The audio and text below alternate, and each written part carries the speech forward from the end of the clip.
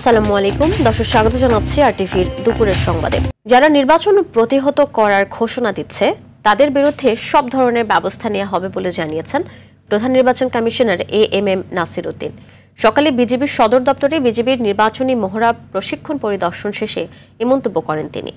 বলেন, সবাই মিলে অনাকাঙ্ক্ষিত পরিস্থিতি মোকাবেলা করা হবে। আইনশৃঙ্খলা বাহিনীর সদস্যরা নির্বাচনী দায়িত্ব পালনে প্রশিক্ষণ নিচ্ছে বলেও জানান প্রধান নির্বাচন কমিশনার। নাজমুল হুদার রিপোর্ট।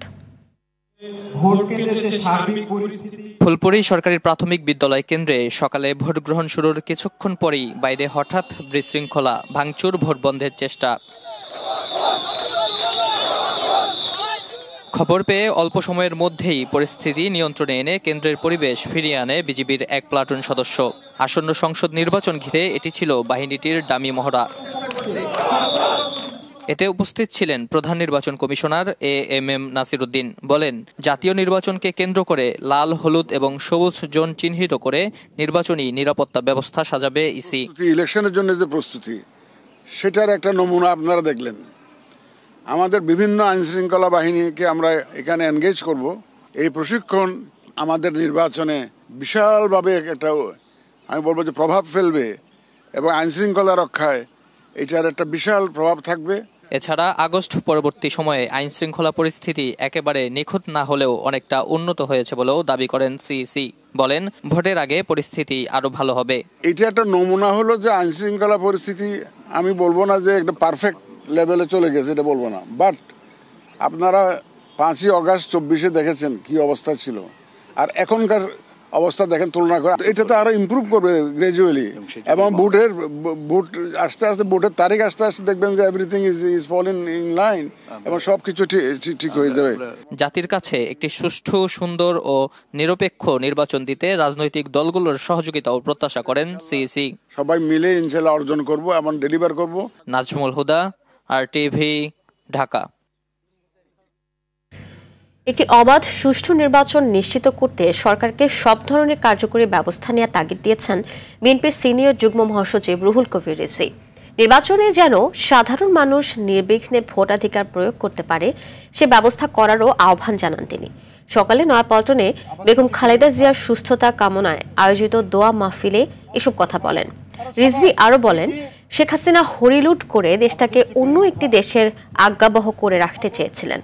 অধ্যাপক ডক্টর মোহাম্মদ ইউনূসের মতো একজন গুণী অর্থনীতিবিদ দেশ পরিচালনা করার পরেও দরিদ্রতা বাড়ায় আক্ষেপ প্রকাশ করেন তিনি।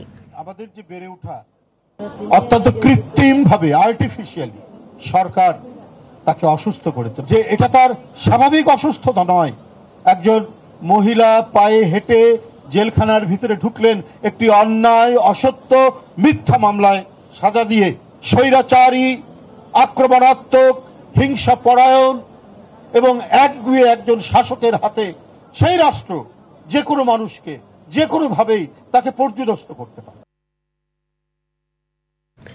আগামীর বাংলাদেশ গড়তে হলে সব সেক্টরে জবাবদিহিতা ও স্বচ্ছতা নিশ্চিত করতে হবে বলে মন্তব্য করেছেন বিএনপি স্থায়ী কমিটির সদস্য আমির খসরু মাহমুদ চৌধুরী।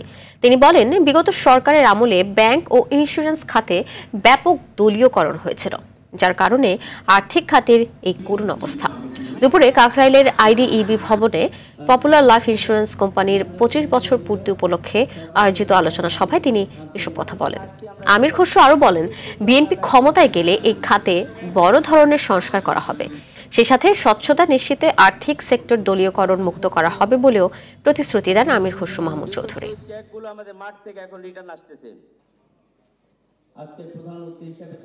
রেগুলেটরি বডিগুলোকে শক্তিশালী করতে হবে, নিরপেক্ষ করতে হবে, দলীয় কর্মকাণ্ডের দলীয়করণ থেকে বাইরে রাখতে হবে, প্রফেশনালি চালাতে হবে। এটার সাথে বাংলাদেশের অর্থনীতি জড়িত, জনগণের স্বার্থ জড়িত, বিনিয়োগকারীদের স্বার্থ জড়িত। আমাদেরকে এগুলো মাথায় রাখতে হবে। আসন্ন ত্রয়োদশ জাতীয় সংসদ নির্বাচনকে ঘিরে ঠাকুরগাঁও জেলার বিভিন্ন অঙ্গ সংগঠনের নেতাদের সঙ্গে সৌজন্য সাক্ষাৎ করেছেন বিএনপির মহাসচিব মির্জা ফখরুল ইসলাম আলমগীর। সকালে জেলার পৌর শহরের কালীবাড়ি এলাকায় নিজ বাসভবনে তিনি তাদের সাথে সৌজন্য সাক্ষাৎ করেন। এ সময় উপস্থিত ছিলেন জেলা বিএনপির সভাপতি মির্জা ফয়সাল আমিন, সাধারণ সম্পাদক পয়গাম আলী, পৌর বিএনপির সভাপতি শরীফুল ইসলাম শরীফ সহ বিভিন্ন অঙ্গ সংগঠনের নেতারা।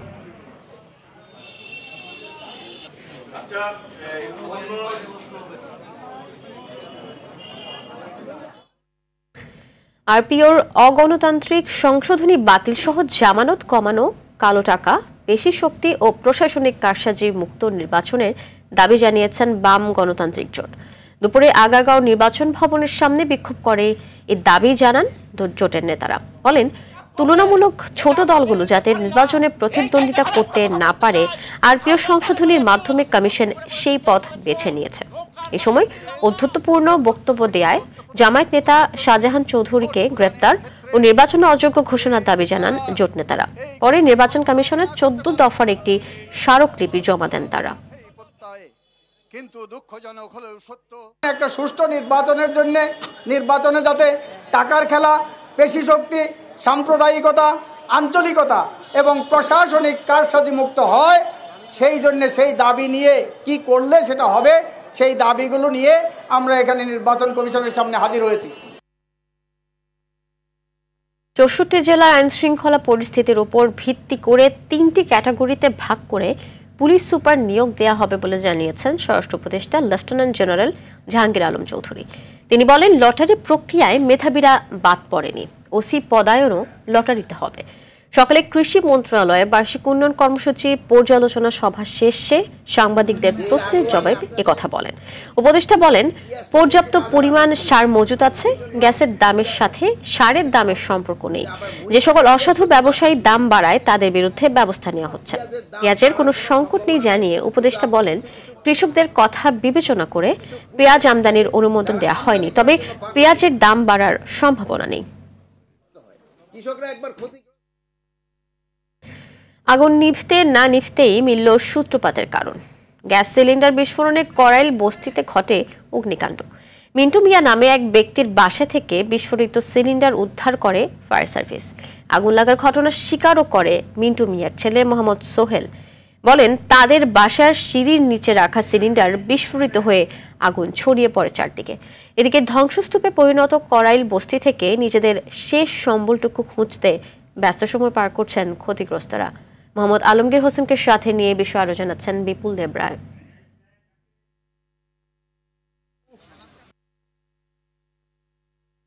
নির্ময়ের মানুষগুলোর স্বপ্নের আবাসন করাইল বস্তি। ছোট ছোট হাজারো ঘরের ফাঁকে ফাঁকে উকি দেয় তাদের বাঁচার স্বপ্ন।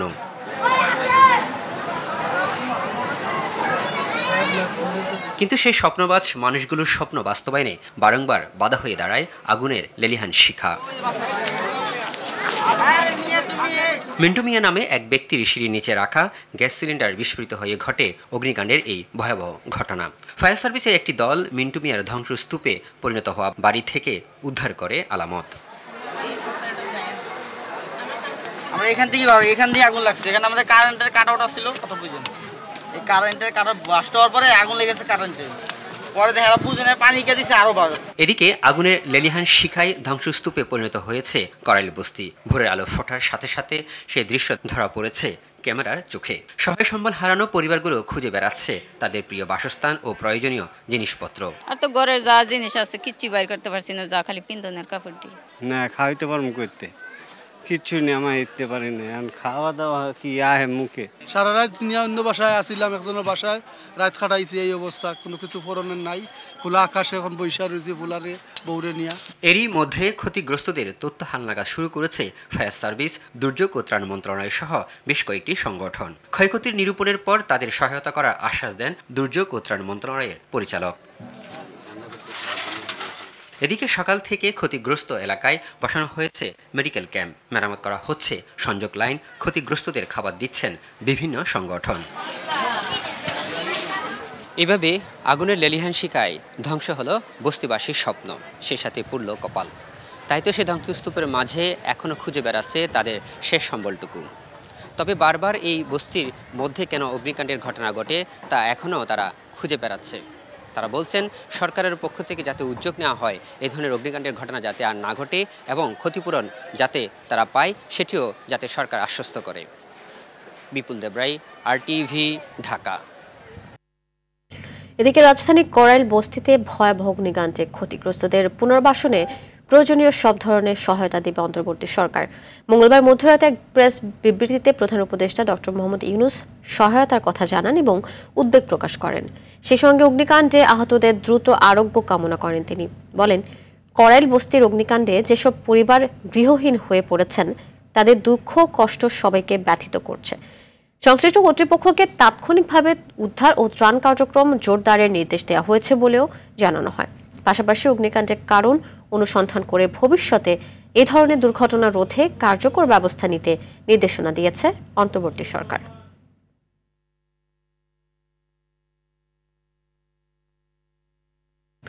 খামারিদের জন্য বিদ্যুৎ, পানি থেকে শুরু করে প্রয়োজনীয় সব সুযোগ সুবিধা নিশ্চিত করতে সরকার কাজ করছে বলে জানিয়েছেন পরিকল্পনা উপদেষ্টা ওয়াহিদ উদ্দিন মাহমুদ। আর মৎস্য ও প্রাণী সম্পদ উপদেষ্টা ফরিদ আখতার প্রাণী সম্পদ রক্ষায় খামারি থেকে শুরু করে সমাজের সকল মানুষকে এগিয়ে আসার আহ্বান জানিয়েছেন। সকালে জাতীয় প্রাণী সম্পদ সপ্তাহ 2025 উদ্বোধনী অনুষ্ঠানে এসব কথা বলেন তারা। দেশের বিভিন্ন জেলা থেকে আগত খামারিরা অনুষ্ঠানে অংশ নেন এবং প্রাণী সম্পদ পুরস্কার গ্রহণ করেন।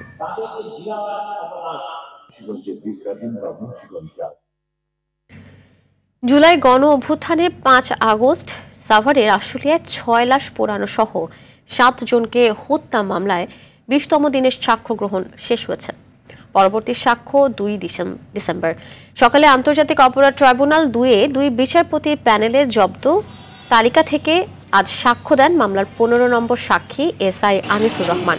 এর আগে গত 20 নভেম্বর মামলার রাজসাক্ষী পুলিশের সাবেক এসআই শেখ আফজালুল হকের জবানবন্দি শেষ হয়। এদিকে ট্রাইব্যুনাল 1-এ জুলাই আন্দোলনের রাজধানীর চাংখারপুলে 6 জনকে হত্যা মামলার শেষ সাক্ষী মূল তদন্ত কর্মকর্তা মোহাম্মদ মনিরুল ইসলামের জেরা শেষ হতে পারে আজ। এরপর বাকি থাকবে যুক্তিতর্ক উপস্থাপন এবং সবশেষ ধাপ রায় ঘোষণা।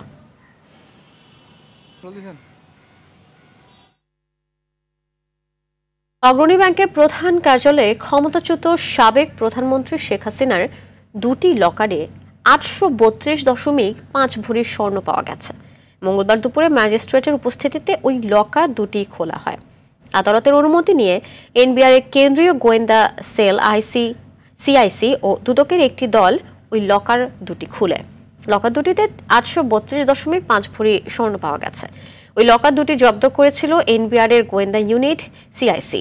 এর আগে 17 সেপ্টেম্বর সাবেক প্রধানমন্ত্রী শেখ হাসিনা 2টি লকার জব্দ করে কেন্দ্রীয় গোয়েন্দা সেল সিআইসি।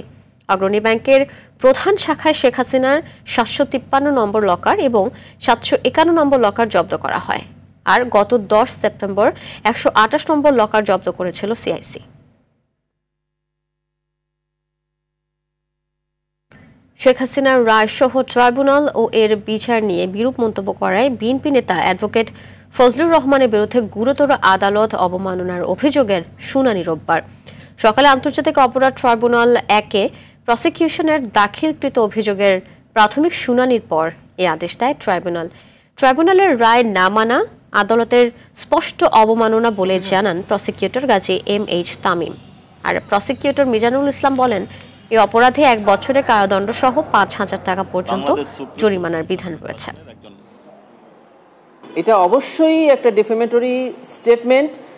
একজন আসামি বলতে পারেন যে আমি এই রায়ে ক্ষতিগ্রস্ত হয়েছি, আমি এগ্রিভড, আমি এর বিরুদ্ধে অ্যাপিল করব, কিন্তু রায় মানি না, এই কথা বলাটা স্পষ্টভাবে কন্টেম্প্ট অফ কোর্ট। মেম্বার 2 শুনানি করে বলেছেন যে যেহেতু একটা সিরিয়াস এলিগেশন, সিরিয়াস ম্যাটার, এই জন্য আমি চাচ্ছি যে অন্তত চেয়ারম্যান সাহেবের উপস্থিতিতে এই শুনানিটা হোক।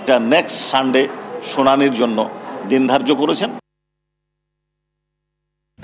দেশে সড়ক দুর্ঘটনার তদন্ত সঠিকভাবে হয় না বলে জানিয়েছেন বিশেষজ্ঞরা। তারা বলছেন, তদন্তে দুর্ঘটনার মূল কারণ উঠে না আসায় দোষীরা থেকে যায় ধরা ছোঁয়ার বাইরে। ফলে একই ধরনের দুর্ঘটনা ঘটছে বারবার, ঝরে যাচ্ছে বহু তাজা প্রাণ। যদিও তদন্ত যথাযথভাবে না হওয়ার বিষয়টি মানতে নারাজ সড়ক পরিবহন কর্তৃপক্ষ। নাজিফ ফরাজির ধারাবাহিক প্রতিবেদনের আজ দেখুন দ্বিতীয় পর্ব। ছবি তুলেছেন নাজমুল হোসেন সাইমন। 2011 সালের 13 আগস্ট মানিকগঞ্জে মর্মান্তিক সড়ক দুর্ঘটনায় খ্যাতিমান চলচ্চিত্র পরিচালক তারেক মাসুদ ও এটিএন নিউজের সাবেক প্রধান নির্বাহী মিশুক মুনির নিহত হওয়ার মামলায় বিচারিক আদালতে যাবজ্জীবন সাজা পান বাসচালক জমির হোসেন। 2020 সালে কারাগারেই হৃদরোগে মৃত্যুবরণ করেন তিনি। অথচ মৃত্যুর 2 বছর পর তথ্য উপাত্ত বিশ্লেষণ করে বুয়েটের দুর্ঘটনা গবেষণা ইনস্টিটিউটের পরিচালক জানান, বাস চালক সাজা ভোগ করলেও দুর্ঘটনা ঘটেছে তারেক মাসুদ ও মিশুক মুনিরকে বহনকারী মাইক্রোবাস চালকের ভুলে। ওই দুর্ঘটনায় তিনিও মারা যান। অথচ তদন্তে বাস চালককে দোষী বানিয়ে তার সঙ্গে অবিচার করা হয়। এটা একটা রাষ্ট্রের অঙ্গীকার করা উচিত। বিশেষজ্ঞরা বলছেন, দেশে সড়ক দুর্ঘটনা তদন্তে বড় ধরনের ত্রুটি রয়েছে। এত বড় তামাশার কাজ পৃথিবীতে আর কোথাও হয় না, বাংলাদেশে হয়। যেই কারণে চালক সর্বস্ব থিঙ্কিং করতে গিয়ে আমরা দুর্ঘটনা কমাতে পারি নাই, কারণ চালকের দিকে তাকিয়ে আছি।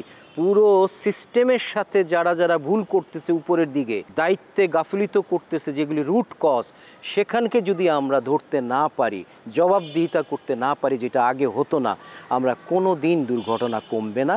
তারা বলছেন, সড়ক দুর্ঘটনা তদন্তে দেশে নেই আধুনিক ব্যবস্থা।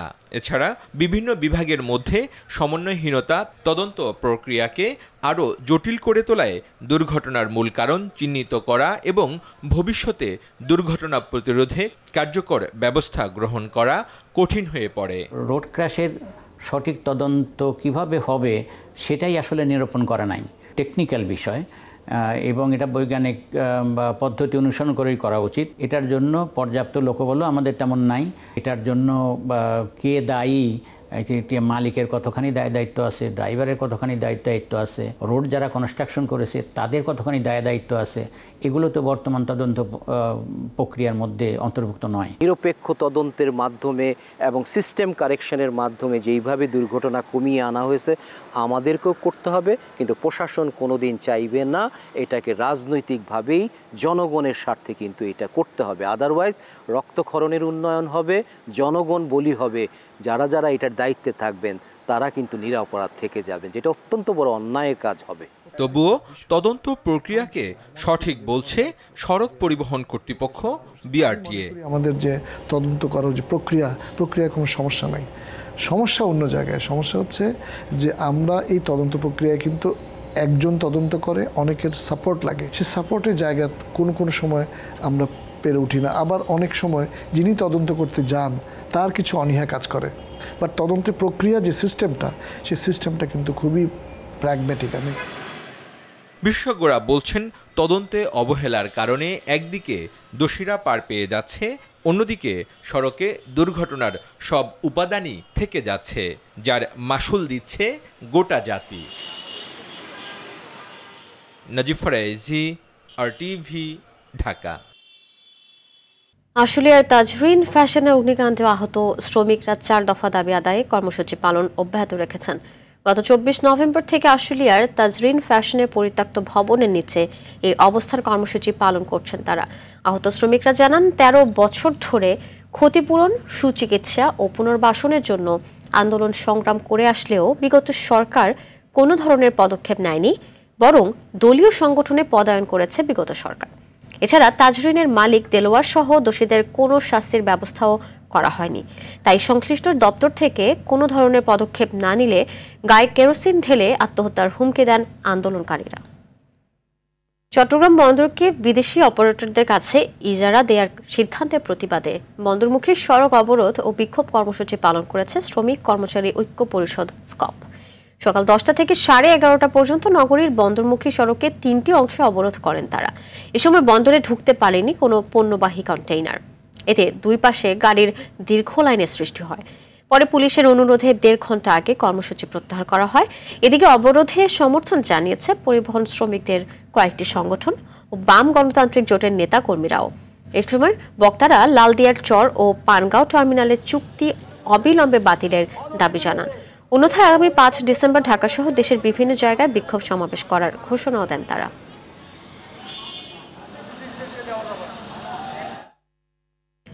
লেবাননে জাতিসংঘ শান্তিরক্ষা মিশন ইউনিফিলে যোগ দিতে সকালে চট্টগ্রামের শাহ আমানত আন্তর্জাতিক বিমানবন্দর ত্যাগ করে বাংলাদেশ নৌবাহিনীর 85 সদস্যের একটি দল। তারা ব্যানকল 16 কন্টিনজেন্টের অধীনে নৌবাহিনী জাহাজ বা নৌজা সংগ্রাম যোগ দেবেন। এ সময় তাদের আনুষ্ঠানিক বিদায় জানান চট্টগ্রাম নৌ অঞ্চলের chief staff officer captain M Ashraful Alam. 2010 সাল থেকে ভূমধ্যসাগরে মাল্টিন্যাশনাল মেরিটাইম টাস্ক ফোর্সের সদস্য হিসেবে দায়িত্ব পালন করছে বাংলাদেশ নৌবাহিনী।